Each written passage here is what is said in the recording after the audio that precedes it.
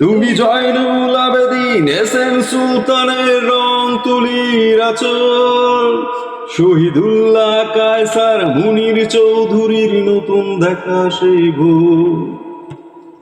আমার সোনার বাংলা, আমি তোমায় ভালোবাসি, প্রাণের প্রিয় মাগো তোকে বড় বেশি ভালোবাসি। তুমি মিশ্রিত লগন মাধুরীর জলে ভেজা কবিতায় আছো সরোয়ারদি শের বাংলা ভাষানির শেষ ইচ্ছায়।